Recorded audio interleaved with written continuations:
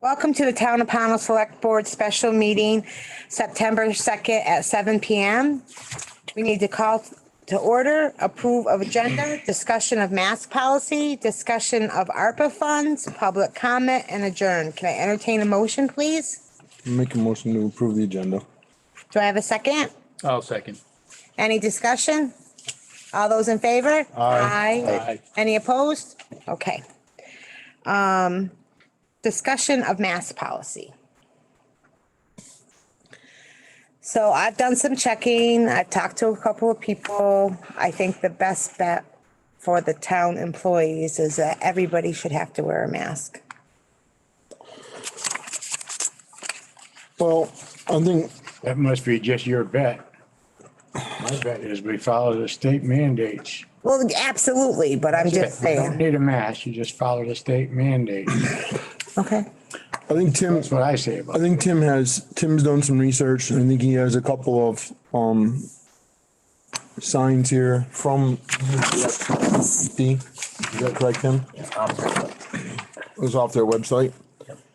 So sign number one, and we'll put these up, is CDC recommends wearing face coverings if you're not fully vaccinated against COVID-19 or living in an area of high COVID-19 transmission. The other sign is do not enter if you have symptoms of COVID-19 or if you have been exposed to anyone who has tested positive in the past 10 days. I think those two signs are definitely should go up in the office for sure on the doors. Not just the office, any municipal, Both under doors. any municipal building. That's right. Sorry, you're absolutely right. Any town municipal building. Okay. I've also given it some thought, and I talked with Tim a little bit about this, and I think we should go back to appointment only for anything that goes on in the town office right now. Whether it's coming in to see Julie or coming in to pay a sewer bill or a tax bill, or because they can do it electronically. So I think we go back to appointment only for the time being. I've also given it some thought, and I'm gonna write a motion out here, so give me a minute to write this out. And while you're doing that, So, just chime in with. yeah, absolutely, I'm gonna write this out, so. So, I think my opinion is that we should just commit to adhering to state and federal mandates. That's and then encourage that people follow guidelines. Strongly guidelines. That people follow guidelines, and I think that coupled with the going back to appointments is what we need to do. Then if the state makes a mandate, we follow it. And of course we'd have to anyway. Tim, do you have anything you want to add? No, I think that'll take care of a lot of the things in the office regarding that. And the appointments only will make a big difference. Right, because you had like 5 people in here yesterday all at once, correct? Yeah. Yeah. Okay. So in regards to that, I'm gonna make a motion. And we can discuss that after, but, I move for the town of Pownell follow state and federal mandates concerning COVID-19. The town of Pownell Select Board also recommends following CDC guidelines for all town staff, employees, and general public. Sounds good to me. Can I have a second? I'll second that. Okay. Discussion. Should we open it up to public first to let them? I think that's I think, Chime in? yes, I Okay. think that would be really All good. right. Does anybody on the board have anything to say first before we open up to comment?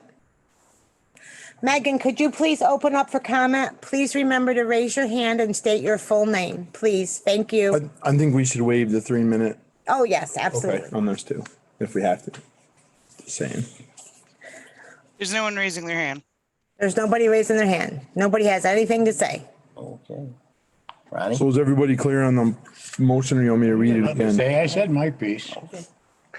Let me read it again? Yes, please. I move for the town of Pownell to follow state and federal mandates concerning COVID-19. And the town of Pownell Select Board recommend following CDC guidelines for all town staff, employees, and general public. So So that means, Well, and also, you know what, I want to amend that because I want to put this in there too in this motion. How am I gonna word this? If you have symptoms of, any kind of symptoms, stay out. yeah, if you have any. Well, it says so on that. That's what one of the. Well, yeah, but I mean, if we put it in as a motion, then it's gonna have a little more backbone than just a letter Well, on the that's- door, or no? But that does follow CDC. That does follow. Okay, CDC. okay, and then, We're covering it that okay, way. all right, no, all right, and I'll just leave the motion as it stands. Okay, I'm good with Okay. that. So As long as we're The covered, I just motion- wanna make sure we're covered. I That's fine. understand the motion, but what does the CDC say? That they have to wear a mask? No, it says, I'll read them both. Yes, read them again, Welcome. please. The CDC recommends wearing face coverings if you are not fully vaccinated against COVID-19 or living in an area of high COVID-19 transmission. The other one is, actually, it does actually say. Right. Do not enter. Do not enter if you have symptoms of COVID-19 or if you've been exposed to anyone who has tested positive in the past 10 days. And these are the signs that we'll have on municipal buildings. Right. I'd like to have, these put on our websites. Yes. Those two signs, if we decide to go this way and as soon as possible. And I mean, I think it's easy to put them on the doors, obviously, for here. And you can, if this passes, then you could distribute them to Joel and Darcy and, Yep, okay, And send an email out to everybody, please. yep. if it passes. Yep. Okay. Any other discussion? So we have a motion on the table and seconded. Okay, all those in favor? Aye. Any opposed? The ayes have it. Okay, thank you. Moving on to discussion for ARPA funds. That's you, Tim. That is me. So what I thought I would do, I have a brief presentation I want to show you all and figure out how to do this.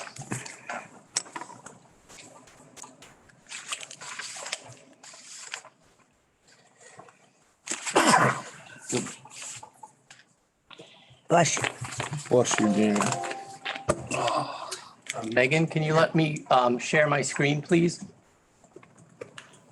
What I thought I would do, is give you all some overview on the ARPA, where we're at now and what it means. And so we can start to kind of think and You should be all set now, Tim. thank you. So we can start to plant some ideas of where we want to spend the funds. When we get.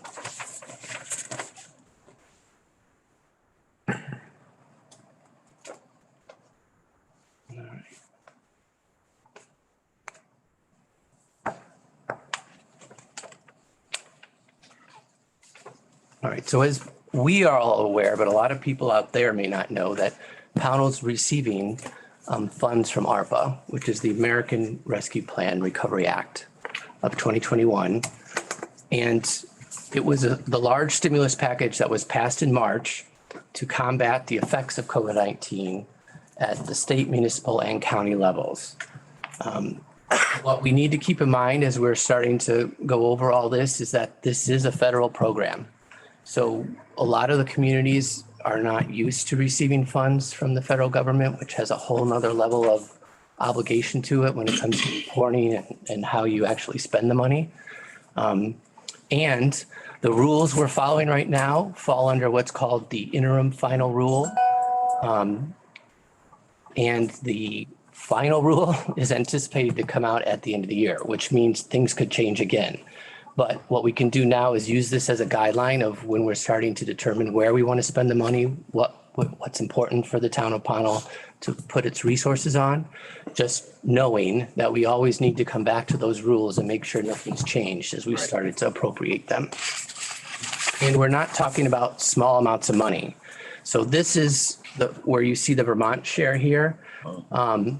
The two areas that affect us are the NEU area, which is the 58 million, and the counties, which is the 121 million. Vermont overall received a huge amount of 1.2 billion. Yep. And what happened at the NEU level is that's all the towns in Vermont, and it's appropriated by population. So we received a portion of that 58 million that I'll show in a slide or two down. And then because the counties in Vermont operate differently than in the rest of the country, the state petitioned the federal government to allow those monies to trickle down to the municipal level as well. So we will also be receiving a portion of that 121 million. Those funds have already started to trickle into us. We've received the first portion of the NEU amount, which is a total of 300 and something odd. We received 177,000 to date. Of the county funds, we're going to receive about 660,000. And that 331,000 we should get any day now. They had determined that we should receive it before Labor Day. Did we need to apply for that, or was that just automatic? So we applied for it. We applied for the first portion, the NEU portion. Yep. And then the county portion, because it wasn't known at the time until the state petitioned the federal government, we didn't have to do anything extra. It just trickled down in the same process. Because we had applied the first time. Correct. Okay. Correct. And an interesting fact on this with Vermont is Vermont's sort of ahead of the game, where all the municipalities within the state, you have to petition and say, yes, we want ARPA money, send it to us. Vermont's one of the only states that's actually done it all. All the other states are having to file extensions and everything because all their municipalities are trying to catch up and figure out what's going on. So we were ahead of the game for a change? Right? Yay, Pownal. Yes, it was very nice. The one thing as we look at that huge number coming to us over $1 million is that the state of Vermont's figure, that 1,049,000,000, they've started to receive it, but they've not determined where it's going yet. Right. So there may be some of that we can use in alignment with what we've received. So especially when we get into the wastewater projects and stuff like that, if that's where we end up putting a lot of our funds, there may be matching funds that the state can apply to that. But those are things that we have to stay up on and really make sure that it Can it? Yep. Yep. Okay, so where can they be spent? There's 4 areas in this interim rule. And I have an email pen that I'm going to send to you all after this meeting where you'll get the full interim rule in case you want to sit down and have fun with it. And then another document on the guidance and reporting that breaks it down into this sheet that I printed Right. for you so you can have a little more easier way to say, okay, what's in the pandemic response figure and what's in public health and what's in premium pay. Of these, pandemic response is where it's a negative economic impact to the town as a result of COVID-19. So anything that we wish to spend there, we basically have to show through evidence base. Of Yes, additional fees for PPE or whatever. that'll fall under lost revenue, and I'll get there in a second because it's a little more tricky. But the pandemic response doesn't have to be what we felt ourselves as the town of Pownal. It could be a business who we know closed shop or has been really impacted heavily because of COVID. That's where you can really get creative with how you spend it as long as you can figure out which bucket that it applies to. And all of those details are in that interim rule. So does that mean, I'm sorry to interrupt. Nope, go ahead. Does that mean if we had a restaurant in town that didn't get business because COVID was shut down, they had to shut down for COVID? Yep. That restaurant would get some of that money? Or They is could that, apply. They could apply. We'd have to create a program for that. And I'll get into that a little more later, but yes, that's the right sort of thinking. Like it's not just, So would they apply to the town of Pownal? Right. They yep, so the way it works, because when you get into stuff like that, where you want to give it outside of the town's normal circumference, is you develop the program, like a grant program, and you have the stipulations of what has to do to apply and what qualifies and all of that. And it needs to somehow be as the result of COVID. So you have to be in there, income fallen or something you can show. And then they apply for the grant and then we track that they've spent the money according to what we set the program up to do, which could be premium pay. It could be loss of business. There's a whole slew of those. Right. That's something we'll really have like to look the- at so we can keep it fair. yeah, I like. Well, I don't think we lost any businesses because of. Well, I like the idea that if somebody did lose revenue, that they can get it back, but I don't like the idea that it Something puts bad. us in charge of who gets money. Well, And that's why I say. Right, and that's, Something else. and that is something that we have to be very mindful of because Yeah. those programs, they become that. Yes. And you have to report, it's called the sub-recipient. And you have to report for the subrecipient. Yeah. And it's gonna be one of those things that you don't wanna see it in perpetuity. Because once you establish sort of that structure. Well, yes, you're correct, but I'll show you how it's not as bad as you're thinking. So then the next one is premium pay, and this can be premium pay to town staff, and it can go back, it can go forward to a certain degree. It can be in the form of a bonus, it can be form of a pay raise. This premium pay can also apply to people outside of the payroll of Pownal. So it could be firefighters, it could be anyone was impacted by COVID-19. So it could be stores that have employees who stayed open during the whole pandemic and had a risk associated to them. Again, those are programs you set up in that regard. Lost revenue, this is where, as the town, we show via this really crazy formula, what percentage of revenue we've lost. And the difference between what we should have received and what we lost is an amount that you're able to spend on just about any general service, is how they refer to it. I haven't been able to calculate that we lost any revenue as a result. But the nice thing with this is it carries forward for the next 3 years. So you can track it each year and see if there is an impact and use it then. So I have a question. Since last year at tax season, everybody pretty much paid their taxes, but we really weren't in the pandemic for very long and people weren't without a job. Some people have been without a job for basically the whole thing. So this year we might see a bigger problem with people not paying their taxes. Could we put it towards that?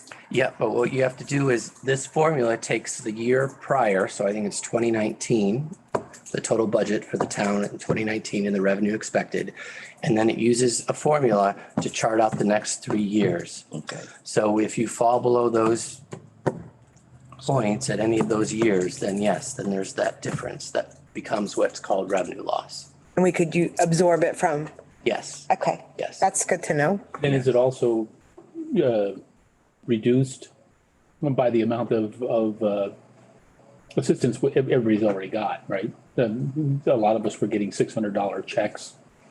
So this is town's revenue. So this is the amount Totally of revenue we've different, right? received in. So this would be hit by if the delinquent property taxes go up by a significant amount. Or if we've seen people not coming in the office to do recording fees and stuff, and those go way down, things of that nature. So it wouldn't include like special equipment they had to get to taking That could be under pandemic response. cleaning and all that kind of stuff, but an additional, It's the revenue. So those are expenses that would be taken into account under pandemic response. And then the fourth is water, sewer, and broadband infrastructure. Here's where you have the most leeway to spend. If it falls under the Clean Water Act, which most of our stuff would. So, we've already identified the pump station for the wastewater, which is great. And then the only other piece would be the landfill that we're working on. I have questions around that we'll have to get answers to, because one thing you're not allowed to use is matching. And because we're already enrolled in a federal program for that does match, I don't know where then ARPA comes into play. But those are questions that as they find out more and as the answers get more clarified, we'll be able to figure out. So what if we use the money that we thought that we were using properly and come to find out it wasn't? Would they make you pay that back? Yes. Yes. Okay. So, and I'll talk about that here. So we don't have to make any decisions quickly. That's the nice thing.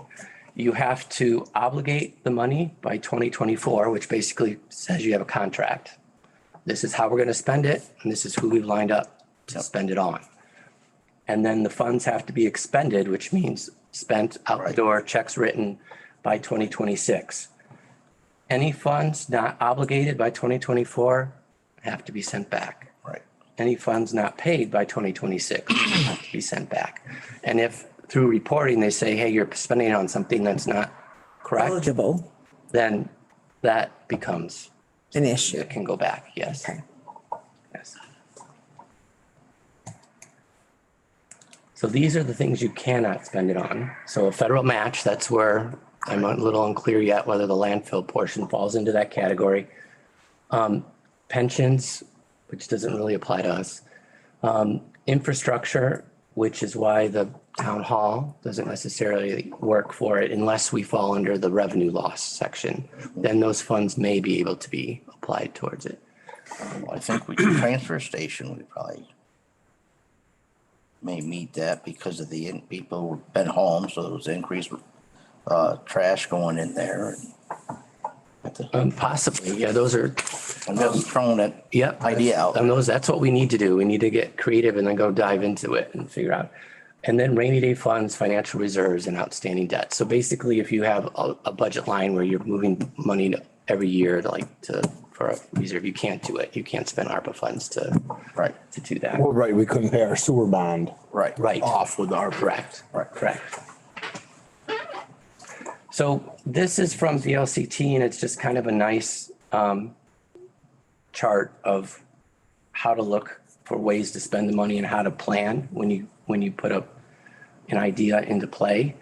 And it pretty much basically says all the stuff we just talked about of making sure you're staying up with the regulation, making sure you're tracking how you're spending it, what you're spending it on, and also to pay attention to how the state's spending the money in case you can align yourself with it. Because something to kind of keep in mind with all this money is where we're used to filing for a grant where you put whatever it is you want to spend it on first. Right. Also, You've passed all of sort of the hot potatoes of what you have to do in order to get the money, and then you submit it and cross your fingers that you get it. This is all backwards. Right. So you're getting the money, and then it's up to you to make sure you actually spend it correctly. prove the, Right. We have to do reporting once a year as an NEU. Our first report will be due in October, and then every October thereafter until 2026. And then the other thing they recommend is engagement, really figuring out how you're coming up with these ideas, get feedback from people, whether it's public comment, whether it's being transparent of what you're spending the money on. There's an implied emphasis on that through the whole rule. It's totally up to you and your discretion, though, of where the money finally gets spent. is there anything as far as roads or? So, nope, you're not, the only way you can spend anything on any road project is if you can tie it back to something that has to do with basically wastewater. Like you've had to redo a road because you're putting something in that has to do with. Yeah, cutting the line. Right. And the reasoning behind that was they were hoping that infrastructure bill that's working its way through is where a lot of the money for road work will be. Okay. So when we're talking about the Clean Water Act, and I'm skimming this, Tim, so sorry.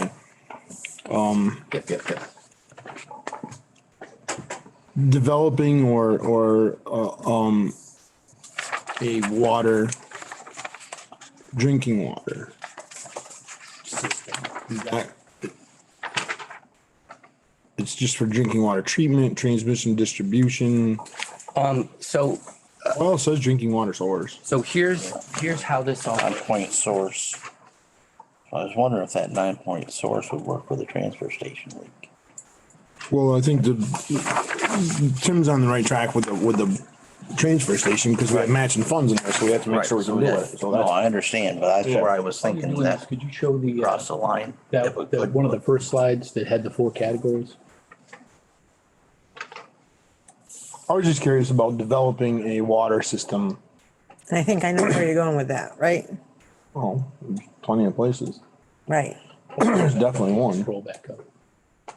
But I don't want the town to, well, we could. There's a couple places you can. which side would you like? It was the one with the 4 categories. That's, Yeah. So to answer your question, Mike, is this is the overview of the Clean Water Revolving Fund. If whatever project that you want to look into falls into these guidelines and the Clean Water Act, then it's fundable by ARPA. Okay. And this is a very I think it's pretty simple you can understand it. Okay. It's not, it's Yeah, a lot of. no, small it was just a thought, just thoughts running through my head. No, so those are all, It'd be nice to use, some of this money at the transfer station, obviously, but if the federal matching funds are gonna limit us, then we gotta get that out of our mind and go to something else. No, definitely. right, and I'm hoping to have answers on that fairly soon. So just so we understand where we're at with the landfill, since it kind of falls in, they're going back to do more testing, and then they're hoping to have a remediation plan, hopefully by the end of this year. Once that hits, then we're going to be faced with probably doing a bond to pay for it. What I'm hoping with any money, if we can apply it, is the matching fund we have right now is for all of this preliminary investigation work. So I'm hoping when they're done with that bucket of money and we know what that dollar amount is, and then they say it's going to take another X, Y, and Z to fix it, we would be able to apply it towards the X, Y, and Z portion so that when and if we go to bond, First. we're still using the matching piece plus whatever remaining for the remediation. That's how I'm hoping it comes out. I won't know until the federal guys look it over and determine how it works. Right, no, I understand. Yep. My thing was just, on certain areas, there's a need or potential need for some, water districts. Totally. Yeah. So those are, and that's something like that is great to look into, because then if there's state matching, then it's not just our bucket. We can add to it. Right. For something like that. Right, and that those become excessively expensive Yes, they to develop, and if there's Right. money that's out there that, I guess what I'm looking at is when you go down through this, when we go down through those 4 categories right there.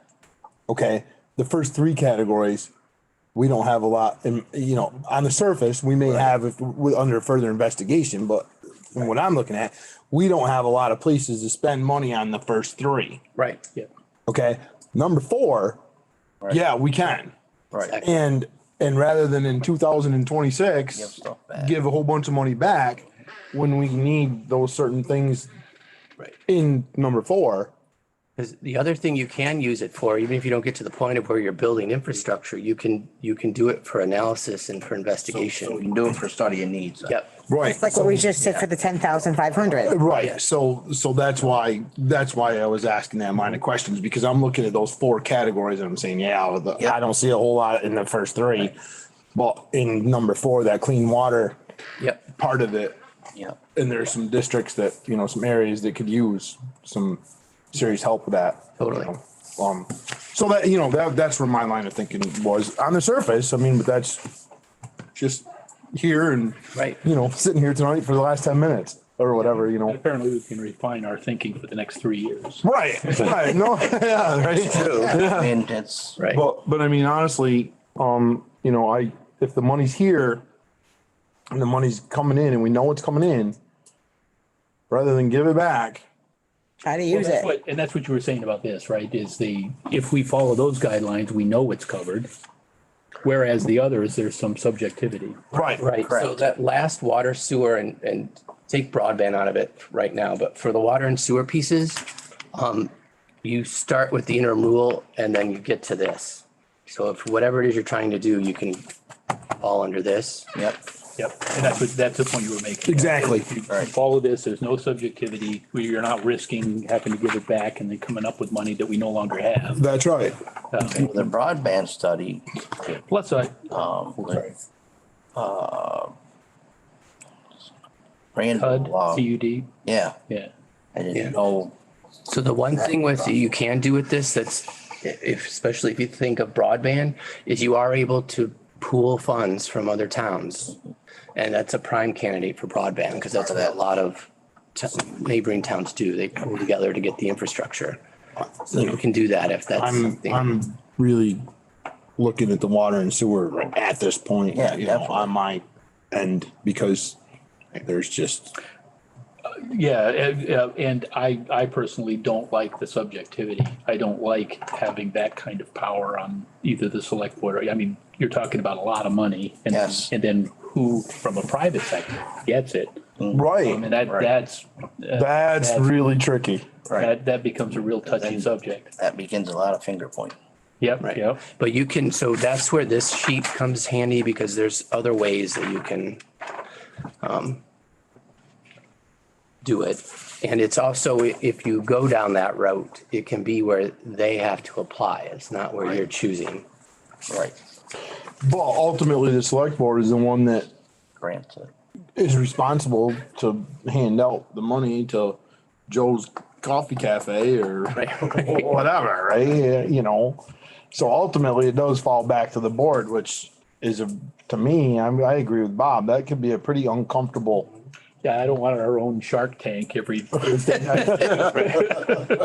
people have to apply. It's not like we're gonna say, okay, Joey gets it, but Susan doesn't. But we all know that. I mean, seriously, I don't think, okay, if we look at it real quick, we didn't lose a lot of travel because we don't get it anyway. Right. We didn't lose a lot of hospitality because we don't get it anyway. Right. Tourism, we don't get it anyway. Right. In a good year. So, people travel through, Right. but there's really nothing for them to do here except stop and take a picture, and we don't charge for that. Right. I mean, if they're up on Old Route 7 and taking a picture of Peckham's Farm and we got $15 every time they did it, well, great. Then we could say, okay, we lost a lot of money. But Just to be clear, that we do have some of those businesses. yeah, right. We definitely do. We have some that rely on Absolutely. tourism. There's retreats and things like that. And we do have a couple of those. Right. No, for sure. For sure. Can I interject? So Rebecca, you also have not-for-profits Right. Yes. Right. that's another, not-for-profits as opposed to fully private sector. These are, publicly regulated and seen organizations that are not in for profit. And if they lost income, that might be, put that on your list too. That's on there, Rebecca, actually up on the top. So Yeah, the nonprofits, it is there. yeah, I don't know if you can see that or not. I don't know. Well, I think Rebecca was just making the point that we have those, because we were Yeah. talking about what businesses. Right. Was there No, anything, any guidelines or anything for like extra equipment for our EMS or firefighters? I didn't see anything. So the only place where I sort of saw stuff for that would be premium pay. I didn't see anything equipment wise, but that's not to say it's not there. You just have to kind of know what you're looking for in the haystack. But I think that would have been for stuff that they needed. Right. No, that's what I'm saying. Which I don't know what they would have needed, for what equipment. Yep. Thanks, Tim. Thank you, Tim. Thank you. Right?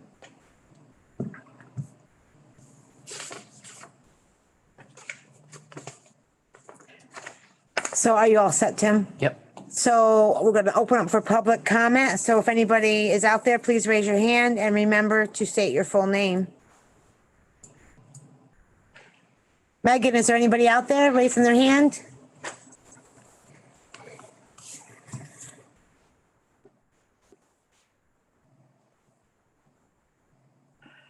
Can't hear you. Megan, we can't hear you.